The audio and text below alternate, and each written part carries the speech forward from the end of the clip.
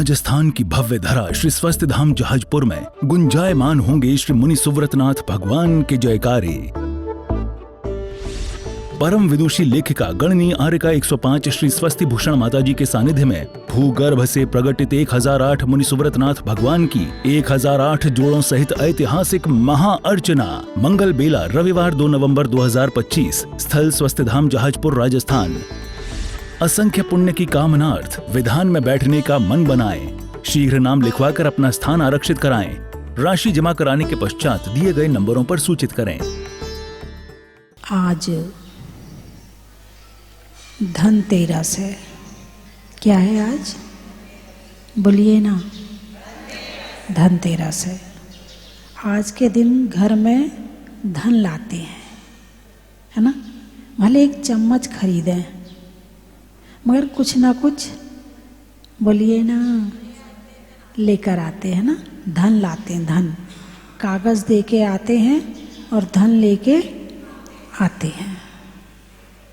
सोना तो महंगा हो गया है, अब सोना खरीदने की तो हिम्मत नहीं है।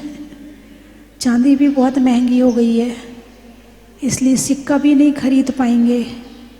तो चलो इस बार चम्मच ही ले आते हैं, डिब्बा ही ले आते हैं। बंधुओं, आज धनतेरस नहीं है, आज धन्यतेरस है। क्यों? आज क्या हुआ था? चलो, कुछ ज्ञानी बैठे हैं, उन्हें पता है कि योग निरोध किया था। योग किसे कहते हैं? योग किसे कहते हैं? मन, वचन, काया का आत्मा से जुड़ना योग कहलाता है।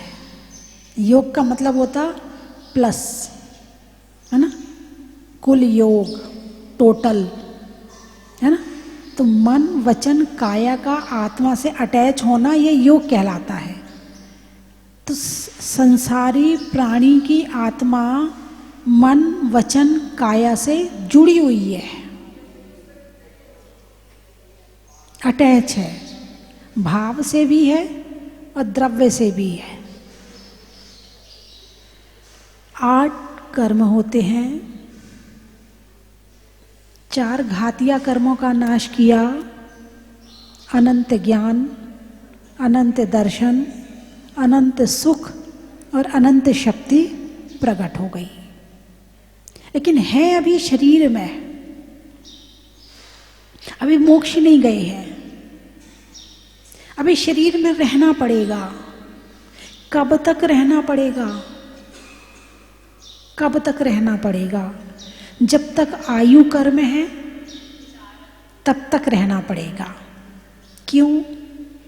और कौन से कर्म बचे हैं? तो 4 अघातिया कर्म बचे हैं। वेदनीय, नाम, गोत्र, आयु, ये 4 कर्म अभी बचे हुए हैं।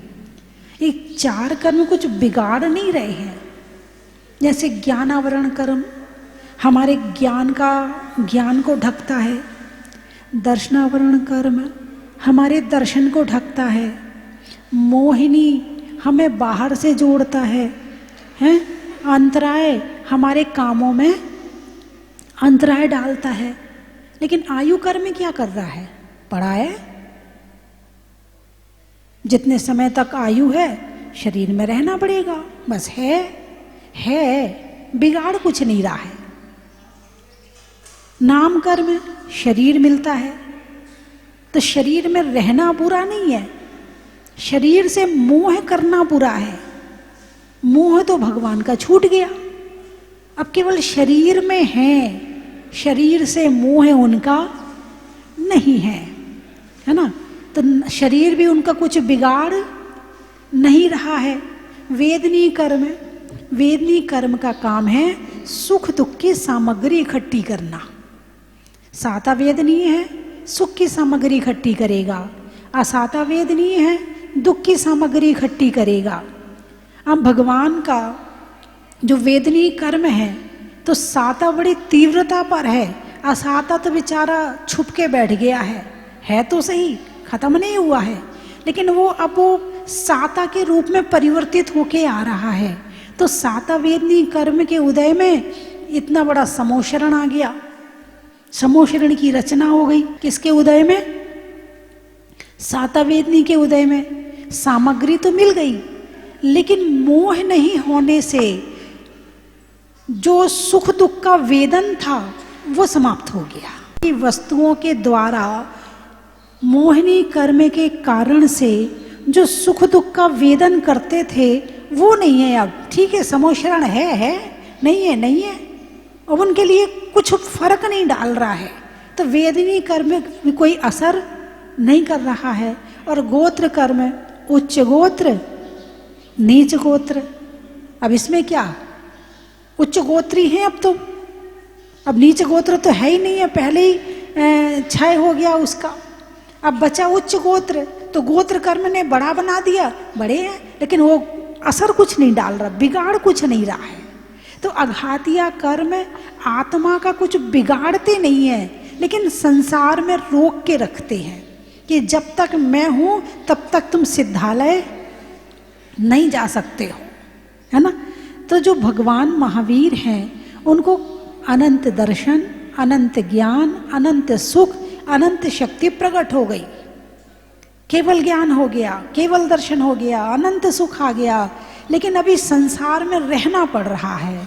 भाव मोक्ष तो हो गया, अभी द्रव्य मोक्ष नहीं हुआ। बाहर से छूट गए, मोह से छूट गए, तो भाव अपनी आत्मा से ही जुड़े हुए हैं, तो ये हो गया भाव मोक्ष। संसार का छूटने का मतलब होता है मोक्ष। संसार से छूटने का मतलब होता है मोक्ष। तब उनके भाव जो हैं बाहर से बिल्कुल पूर्ण रूप से छूट गए, अब वो केवल अपनी आत्मा में लीन हैं बस। तो इसलिए ये हो गया भाव मोक्ष। लेकिन जब शरीर छूट जाएगा, आयु कर्म छूट जाएगा, गोत्र कर्म छूट जाएगा, नाम कर्म छूट जाएगा, वेदनी छूट जाएगा, तब हो जाएगा द्रव्य मोक्ष। भाई दुख कहाँ से आता है संसार में? बाहर से आ रहा है। किसकी वजह से दुखी हो? कोई तन दुखी, कोई मन दुखी, कोई धन दुखी दिखे। संसार में सुख सर्वदा नहीं काहू को दिखे। तो जब तन का दुख, मन का दुख, बाहर का दुख, मोह छूट गया तो दुख भी छूट गया। जब मोह छूट गया तो दुख भी छूट गया, तो ये हो गया भाव मोक्ष। और जब शरीर से ही पूर्ण रूप से छूट जाएंगे तो ये हो जाएगा द्रव्य मोक्ष। तो भगवान महावीर को भाव मोक्ष तो हो गया था, लेकिन अभी द्रव्य मोक्ष बाकी है। जो पुद्गल द्रव्य अभी शरीर से में बैठे हुए हैं, ये ऐसे नहीं छोड़ेगा। जब तक आयु कर्म है तब तक कर्म अपना पूरा हिसाब किए बिना छोड़ने वाला नहीं है। तुमने मुझे बांधा है तो मैं तुम्हें बांध के रखूंगा। तुम मुझे नहीं बांधोगे तो मैं तुम्हें नहीं बांधूंगा। तुमने मुझे बांधा है तो जब तक मेरा काम है तब तक तो मैं तुम्हें यहाँ रखूंगा ही रखूंगा। जैसे कई बार क्या होता है, जेल में कोई कैदी किसी गलती की वजह से पहुंच जाता है, लेकिन होता बहुत अच्छा है, ईमानदार होता है अपने काम के प्रति लगनशील होता है, धर्मात्मा होता है। कई बार होता है कर्म के उदय में जेल पहुंच जाता है। अब वो जेल तो पहुंच गया, काम भी बढ़िया कर रहा है और सब कुछ है। अब यहाँ तक कि वो वहाँ जो जेलर है ना, उनका विश्वास पात्र बन गया। अब उसे जो एक वो ताला लगा के जो कमरे के अंदर रखते हैं ना, जेल के अंदर जो कमरे होते हैं उनमें भी ताला लगा के रखा जाता है। अब उसको ताला लगा के तो नहीं रख रहे हैं, वो घूम तो रहा है पूरे जेल में, जेलर का विश्वास पात्र भी है, सब कुछ है, लेकिन अभी रहना तो पड़ेगा। क्यों? जितने दिन की सजा हुई है उतनी पूरी तो करनी पड़ेगी। उसे सारे सुख हैं, कोई दुख नहीं है उसे जेल में, सब उसको चाहते हैं, प्यार भी करते हैं, खाना भी बढ़िया मिलता है, उसे कपड़े भी अच्छे मिलते हैं, उसे सब कुछ बढ़िया मिल रहा है। लेकिन जितने दिन उसने सज़ा प्राप्त की थी, जितने दिन की, उतने दिन उस जेल में उसे तो रहना पड़ेगा। ऐसे ही भगवान को अनंत दर्शन, अनंत ज्ञान, अनंत सुख, अनंत शक्ति तो प्राप्त हो गई है, लेकिन जितने दिन का आयु कर में बांधा था उतना समय संसार में और रहना पड़ेगा। कुछ समझ में आया है? चलिए आगे चलते हैं। आज धन्यतेरस है। क्यों है धन्यतेरस आज? इसलिए है धन्यतेरस कि आज के दिन योग निरोध प्रारंभ किया था। निरोध शब्द समझते ना? निरोध, विरोध, छूटना, निरोध, छूटना। किससे छूट रहे थे? योग से, मन से, वचन से, काया से। अब इनको छोड़ने का समय आ गया। केवल ज्ञान प्राप्त करने में तो बड़ी तपस्या करी थी, घनघोर तपस्या करी थी, घनघोर ध्यान किया था, जंगल में गए थे, तब कहीं जाके घातिया कर्मों का नाश हुआ था। लेकिन अब अघातिया कर्मों का नाश करने के लिए कुछ नहीं करना है, कुछ भी नहीं करना, कोई मेहनत की जरूरत नहीं है। अब तो केवल अघातिया कर्म का समय पूरा हो जाएगा तो ईमानदारी से चला जाएगा, उसे डंडा लेकर भगाने की जरूरत नहीं है। तो अब शरीर में रह रहे हैं मगर शरीर में नहीं है। अब शरीर में है भी और शरीर में नहीं भी है। दो बातें एक साथ हो सकती कि नहीं हो सकती? अभी आप कहाँ हैं? अभी आप कहाँ बैठी हैं? मंदिर में बैठी हैं। मंदिर में शरीर बैठा है कि आत्मा बैठी है? दोनों बैठे हैं। चलिए, आपका उत्तर सही है, आप मंदिर में बैठे हैं। लेकिन इस समय आपके विचार, आपके भाव, आपका मन कहाँ है? शरीर में है या प्रवचन में है?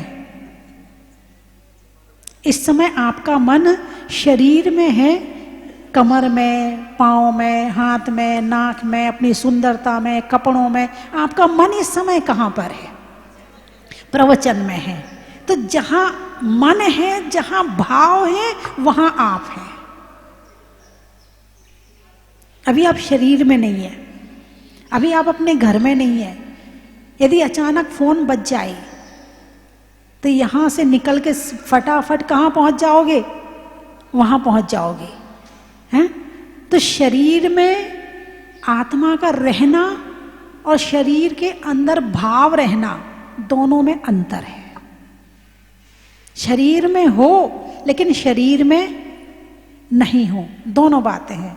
ऐसे ही भगवान महावीर शरीर में तो हैं मगर शरीर में नहीं है। कुछ समझ में आया कि नहीं आया? वो अपनी आत्मा के ध्यान में, आत्मा में है, लीन है। अब बचा शरीर, तो आज के दिन से योग निरोध प्रारंभ हुआ था। किया था नहीं कहेंगे, हुआ था। किया था में पुरुषार्थ आ जाएगा और हुआ था में सहजता आ जाएगी। स्वयमेव हो रहा है। आयु कर्म जैसे कम हो रहा है वैसे स्वयमेव अपने आप ही सारे कर्म झड़ जाएंगे। अब मान लो आयु कर्म है 1 दिन का और नाम कर्म है 1000 साल का, वेदनी कर्म है 2000 साल का, गोत्र कर्म है 3000 साल का और आयु कर्म है 1 दिन का। अब क्या होगा?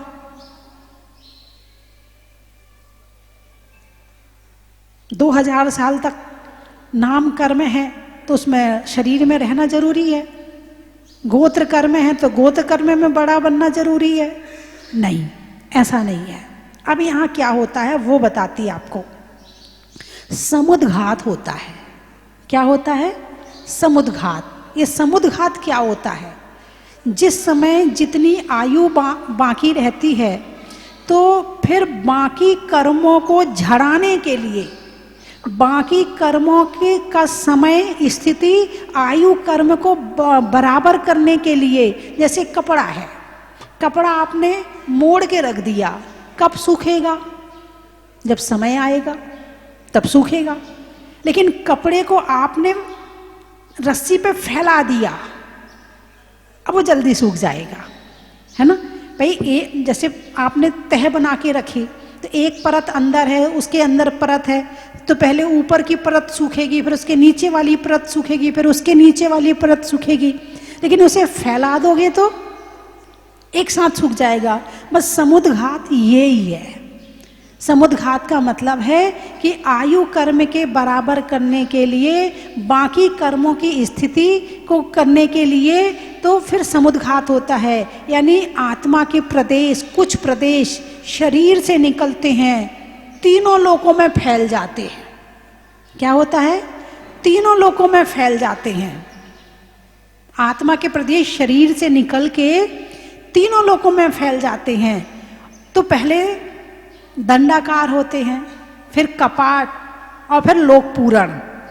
दंड, कपाट, प्रतर और लोकपूरण, इस आकार में फैलते हैं, फिर वापस आते हैं। और इसमें समय लगता है क्षण भर का।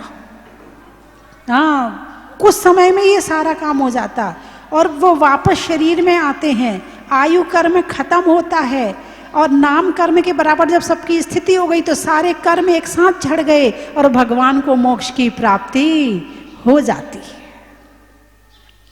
ऐसे समुद्घात होता है। तो आज के दिन से भगवान ने योग निरोध प्रारंभ किया था। सांस ले रहे हो? अरे बोलिए ना, सांस ले रहे हो? कौन कौन सांस ले रहा है? अरे बोलिए ना, हाथ उठाकर बता दीजिए कौन कौन सांस ले रहा है। चलो, आप लोग बड़े, भगवान से भी बड़े हो आप सांस ले सकते हो।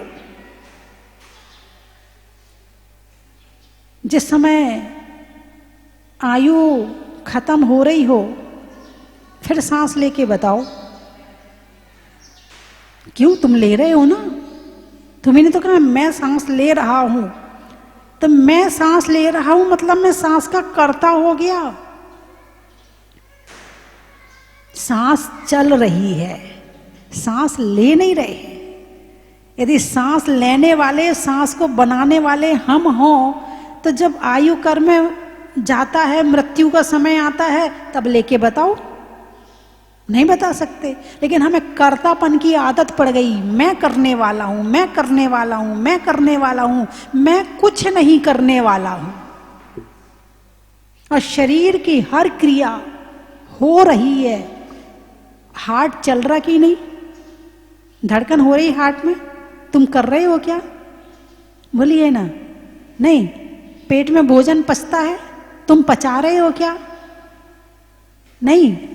पलक झपकी जाती है, तुम झपक रहे हो कि अपने आप झपकी जाती है? अपने आप झपकी जाती। बाल तुम खींच खींच के बड़े करते हो कि अपने आप हो जाते हैं? अपने आप हो जाते हैं। फिर तुम करते क्या हो? बाल तुम बड़े नहीं करते, भोजन तुम नहीं पचाते, शरीर में धड़कन तुम्हारे अनुसार नहीं चलती, शरीर की बीमारियां तुम्हारे कहने से आती जाती नहीं है, तो फिर तुम करते क्या हो? हमारा एक ही काम है, केवल भाव पर काम करना। भाव अच्छे बना, भाव बुरे बनाना, हम इसके सिवा कुछ भी नहीं करते हैं और ना कर सकते हैं। क्योंकि हर द्रव्य का अपना अलग अस्तित्व है और अलग स्वभाव है। जीव का स्वभाव अलग है और शरीर का स्वभाव अलग है। तो भगवान महावीर ने क्या किया था? जो शरीर है, पर द्रव्य है, उसको छोड़ करके अपनी आत्मा पर मेहनत करी थी। अपनी आत्मा को सुधारा था, अपने विचारों को सुधारा था, अपने भावों को सुधारा था और अपनी आत्मा के द्वारा अपनी आत्मा के ध्यान में लीन हुए थे, जिससे जितना पर था वो भाग गया और शुद्ध आत्मा बची और मोक्ष हो गया। कुछ समझ में आया नहीं आया? हम किस चीज के कर्ता हैं बोलिए? सब्जी बनाते हो, किसी दिन अच्छी सब्जी बने तो क्या कहते हो? मान लो अच्छी सब्जी बनी और आके घर में तारीफ करी गई, सब्जी बहुत अच्छी बनी आज तो। क्या बिटिया ने बनाई क्या सब्जी आज? बस मम्मी तो हो गई नाराज। हाँ वही तो अच्छा काम कर सकती, मैं तो कर ही नहीं सकती हूँ, मैंने बनाई है सब्जी, उसने बनी। वो करती है क्या कुछ? वो कुछ नहीं करती है। अरे बोलिए ना कि किसी ने जब आहार होता है और कोई चीज़ ना ले रहे हों, माता जी मैंने बनाई है, बस एक ग्रास ले लो, माता जी मैंने बनाई है। अब मुझे बताओ आप सब्जी बना सकती हो क्या? सब्जी किसने बनाई? पहले तो सब्जी ना हो तो आप सब्जी नहीं बना सकती, तो सब्जी चाहिए, है ना? फिर उसको पकाने के लिए गैस चाहिए, अग्नि चाहिए, ठीक है? स्वादिष्ट बनाने के लिए मसाला चाहिए। बिना मसाले के सब्जी बना सकती हो क्या? नहीं बना सकती हो, हैं? मसाला चाहिए। फिर बनाने के लिए कढ़ाई या भगोनी चाहिए, उसको चलाने के लिए बोलिए ना चम्मच चाहिए। अब बताओ सब्जी किसने बनाई?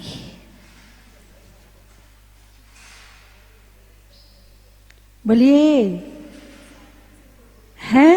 बस यही सोच रखनी है, मैं निमित्त हूं, मैं कर्ता नहीं हूं।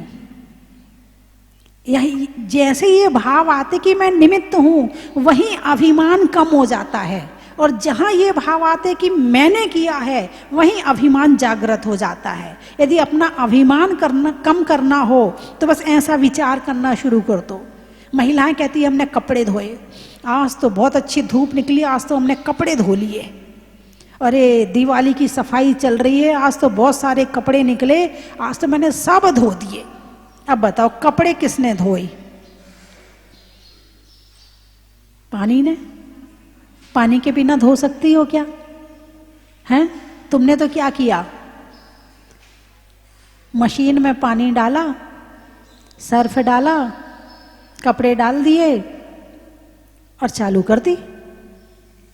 हैं? अब बताओ कपड़े किसने धोए? यदि मशीन में बोलने की ताकत होती तो वो क्या कहती? कपड़े मैंने धोए। पानी में बोलने की ताकत होती तो पानी कहता मैंने धोए। सर्फ में बोलने की ताकत होती तो सर्फ कहता मैंने धोए, है ना? फिर आप उसे छत पर सुखा कर आए, बोले अभी अभी सारे कपड़े मैंने छत पे सुखाए हैं। अब बताओ कपड़े तुमने सुखाए क्या? कपड़े किसने सुखाए बताओ? धूप ने सुखाए, गर्मी ने सुखाए, तुम क्या कहते हो? ये मैं यही तो खाए जा रहा है आदमी को। इस मैं को हटाओ, फिर देखो कितने आनंदमयी तुम्हारी जिंदगी होती है और पूरे परिवार की जिंदगी होती। मैं ही तो घर चला रहा हूँ, मैं ही तो रोटी बना के खिलाती हूँ, मैं ही तो बच्चों को पालती हूँ, मैं ही तो रोटी ये करती वो करती। ये मैं ये इंसान को बहुत परेशान किए हुए है। और भगवान महावीर ने इस बाहर के मैं को पूरे से छोड़ दिया, और जब छोड़ा तब धर्म ने प्रवेश किया अंदर। जब तक ये मैं लगा रहेगा तब तक धर्म में प्रवेश होने वाला नहीं है। धर्म में प्रवेश करने के लिए इस अहंकार के मैं को छोड़ना बहुत जरूरी है, और अपनी आत्मा रूपी मैं को जानना बहुत जरूरी है। किसका शरीर? मेरा शरीर।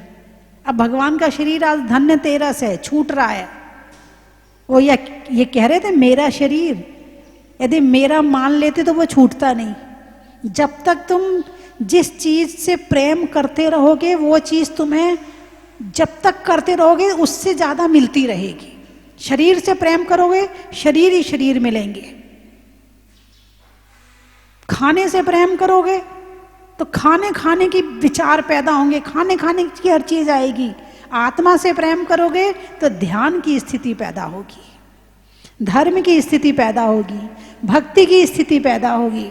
अब तुम क्या करना चाहते? भगवान महावीर ने अपनी आत्मा से प्रेम किया और बाहर की सब वस्तुओं से प्रेम हटाया, तो वो सिद्ध भगवान बन गए, वो अरिहंत भगवान बन गए, वो परमात्मा बन गए। और संसारी प्राणी पूरे समय प्रेम बाहर से करता है तो उसे वही मिलता रहता है, वही इकट्ठा करता है, वही मिलता है, वही इकट्ठा करता है, वही मिलता है। जो इकट्ठा करोगे वही तो मिलेगा। सॉफ्टवेयर के रूप में इकट्ठा करते हैं, फिर हार्डवेयर के रूप में मिल जाता है। दुख इकट्ठा करोगे दुख मिलेगा, सुख इकट्ठा करोगे सुख मिलेगा। अब कहाँ से मिलेगा, कैसे मिलेगा? आप पढ़ो शास्त्रों को, भगवान महावीर को जानने का प्रयास करो। हैं क्या भगवान महावीर? हम इन्हें भगवान क्यों कहते हैं? ये भगवान क्यों बने? ये भगवान कैसे बने? ये भगवान बनने तक कैसे पहुंचे? इसका रास्ता क्या है, प्रोसीजर क्या है? करो प्रयास जानने का, आप भी भगवान बन जाओगे। अहिंसक की दिवाली है, अहिंसा के रूप में मना लेना। यदि अहिंसक बनकर अहिंसक की दिवाली नहीं मनाई तो फिर हमने समझना दिवाली अभी मनाई नहीं। कल मैंने बताया था कि जो श्रृंगार की सामग्री होती है वो भी मांसाहारी होती है। किसी में खून होता है, किसी में हड्डियां होती हैं, किसी में चर्बी, साबुन में चर्बी होती है, लिपस्टिक में खून होता है, हैं? और जो तुम्हारे टूथपेस्ट आती होती है उसमें हड्डियां होती हैं। और फिर सब कुछ करके आओगे और भगवान महावीर को लड्डू चढ़ाओगे। अभी आपने लड्डू चढ़ाया ही नहीं है।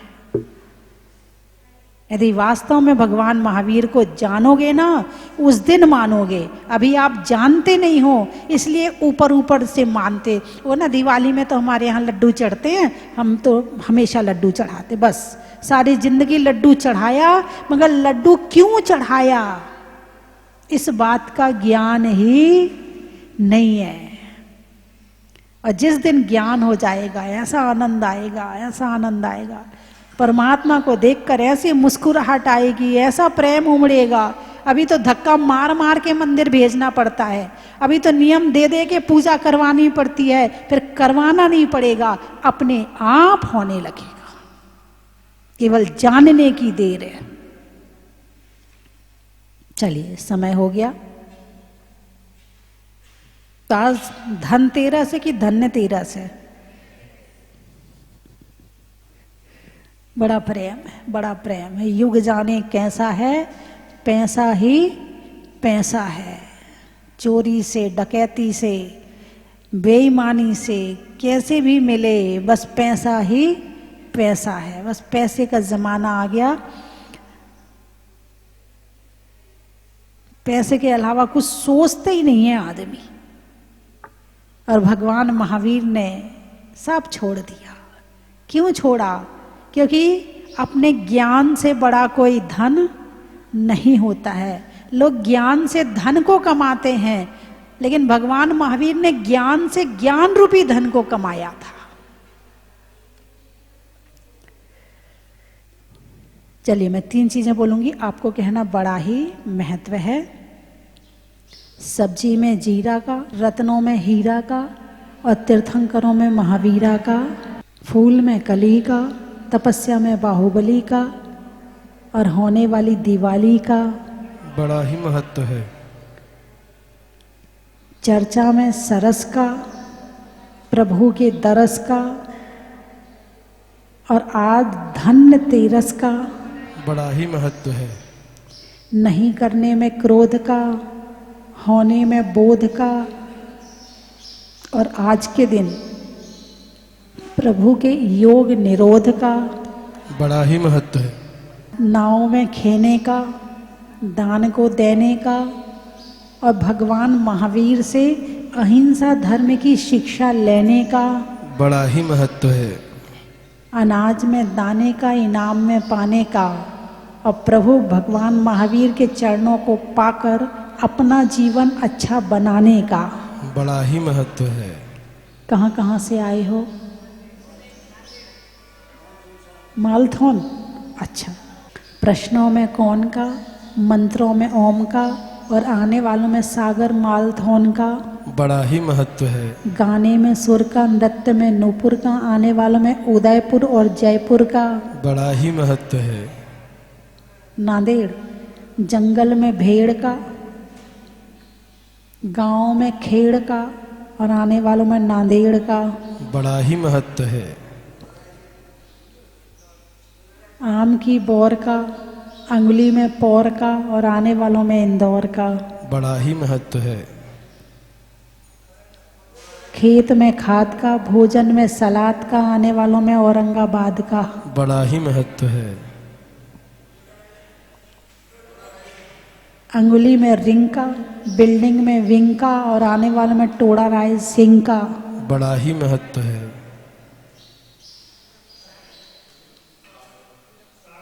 सागर। शैली में नागर का, पानी में गागर का, आने वालों में सागर का। बड़ा ही महत्व है। पूना। पान में चूना का, गाड़ियों में लूना का और आने वालों में पूना का। बड़ा ही महत्व है। केसरिया जी। रोटी में घी का, बोलने में जी का और आने वालों में केसरिया जी का। बड़ा ही महत्व है। मेरठ। वृक्षों में बट का, हरिद्वार में मठ का और आने वालों में मेरठ का। बड़ा ही महत्व है। पशुओं में खुर का, गाने में सुर का, आने वालों में ललितपुर का। बड़ा ही महत्व है। जोधपुर। रिश्तों में ससुर का, देवों में असुर का, आने वालों में जोधपुर का। बड़ा ही महत्व है। बोलिए 24वें भगवान की जय। तीर्थ ये मुनि सूरत नाथ भगवान का, मुकुट बन गया पूरे राजस्थान का। बंधुओं, आज ये जहाजपुर तीर्थ, स्वस्ति धाम जहाज मंदिर, भूगर्भ से प्रकटित अतिशयकारी मुनीश्वरनाथ भगवान का जहाज मंदिर पूरे विश्व की अद्वितीय धरोहर बन चुका है। आज ये तीर्थ golden book of world record में दर्ज हो चुका है। ऐसे ऐतिहासिक जिनालय में कई कार्यक्रम आयोजित होते रहते हैं। इसी श्रृंखला में एक 3 दिवसीय महामहोत्सव का आयोजन होने जा रहा है। परम पूजनीय सिंहरथ प्रवर्तक त्रिलोक तीर्थ प्रणेता आचार्य भगवान विद्याभूषण सन्मति सागर जी महाराज की आज्ञानुवर्तु शिष्या गण्यारिका स्वस्ति भूषण माता जी के सत्संग पावन सानिध्य में। बंधुओं, ये स्वस्ति धाम आपको बुला रहा है। आने वाली 31 अक्टूबर को उत्तर भारत के प्रथम आचार्य और छाणी परंपरा के ज्येष्ठ आचार्य आचार्य भगवान शांति सागर जी महाराज की 138वीं जन्म जयंती स्वस्ति धाम जहाजपुर की पावन धरा पर परम पूजनीय गुरु मां गण्यारे का स्वस्ति भूषण माता जी के सत्संग पावन सानिध्य और निर्देशन में मनाई जाएगी। उस दिन 1008 भक्तों द्वारा आचार्य श्री की महापूजा की जाएगी। आप इस कार्यक्रम में सादर आमंत्रित है।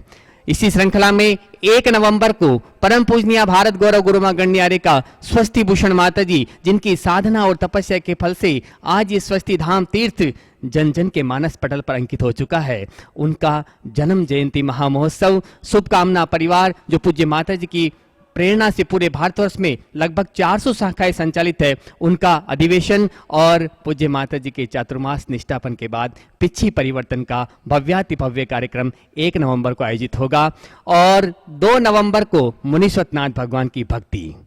बंधुओं, 2 नवंबर को मुनीश्वरनाथ विधान का आयोजन किया जा रहा है। उस विधान में अधिक से अधिक संख्या में बैठ करके भक्ति करने का सुनहरा मौका पूज्य गुरु मां के सत्संग पावन सानिध्य में पूज्य माता जी के द्वारा रचित विधान उन्हीं के सानिध्य में करने का सुनहरा मौका हम सबको मिलने जा रहा है। तो आप इस विधान में बैठ करके भक्ति कर सकते हैं। इसके लिए एक जोड़े की न्योछावर राशि मात्र 1100 रुपये है। कोई अकेला बैठना चाहे तो मात्र 500 रुपये की राशि में आप अपना नाम दे सकते हैं। तो बंधुओं, इस 3 दिवसीय कार्यक्रमों की श्रृंखला में आप सादर आमंत्रित हैं। आप अपनी सूचना स्वस्ति धाम पर दे सकते हैं। बाहर से पधारे सभी भक्तों के आवास एवं भोजन की समुचित व्यवस्था क्षेत्र समिति द्वारा की जा रही है। धन्यवाद। रे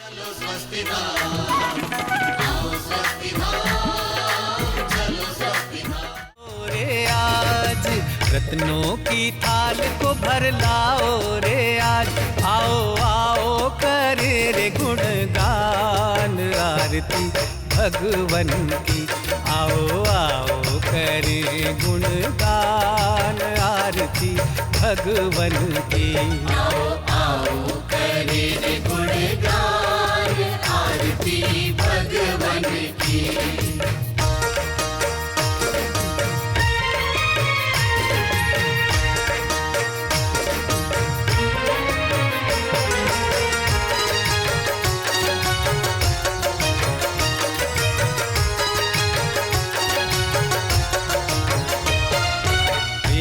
सुमित्र के राज दुलारे, माँ पद्मा जी के नैनों के तारे, पिता सुमित्र के राज दुलारे, माँ पद्मा जी के नैनों के तारे, राजगृही में जन्म लियो आप, राजगृही में जन्म लियो आप, आओ आओ मनाए खुशी आज आरती भगवन की, आओ आओ